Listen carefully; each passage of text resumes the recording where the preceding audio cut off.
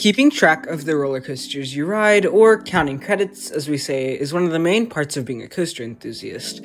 So I thought in today's video, we could look at what is and what isn't a credit, at least in my opinion, because as weird as it may sound, counting credits is kind of something that divides the community. The only problem is, there are no set rules when it comes to counting your coasters, so nobody's wrong and nobody's right. It's fully opinion based, so if you have a different opinion, don't at me bro. All jokes aside, before we begin, I hope you will consider subscribing, as it is the only way a small channel like me can grow. Anyways, the first thing we have to do is define what a credit actually is.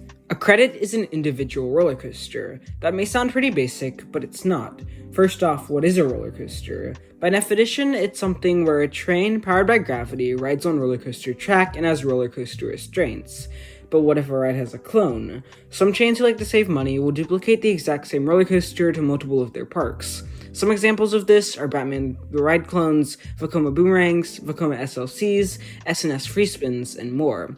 While these coasters may be the same on paper, I do consider them all different credits because they have unique surroundings, themings, and they all run slightly differently. Now let's talk about dueling coasters. This is where it gets confusing. You have two types of dueling coasters. A Mobius loop is where a coaster goes through one side of the layout, and then comes around and does the other side without stopping at a station. This, in my opinion, is one credit. It's one non-stop ride experience, therefore making it one coaster.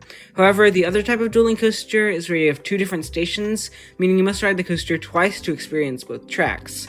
This means it counts as 2 credits. But wait, what if the tracks are exactly the same? This is what I consider a racing coaster.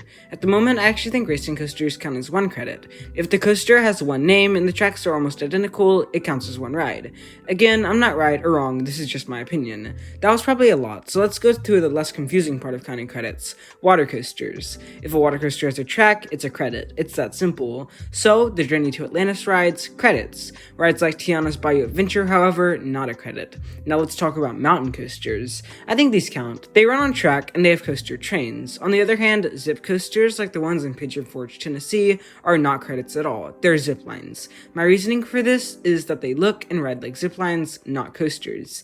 Next up are powered coasters. At the moment, I can't count these as credits. Earlier in the video, I said that a credit has to run on gravity. I can't differentiate powered coasters and dark rides. Therefore, I do not count them.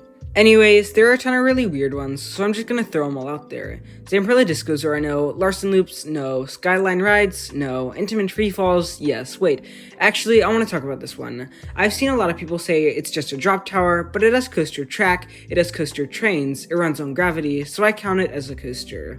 Alright, that just about wraps up today's video. Like I said earlier, this is completely opinion-based, and counting credits is really just a fun way to raise coaster enthusiasts' ego. If you stuck around to the end, I hope you will consider subscribing, and I'll see you in the next one. Have a great day.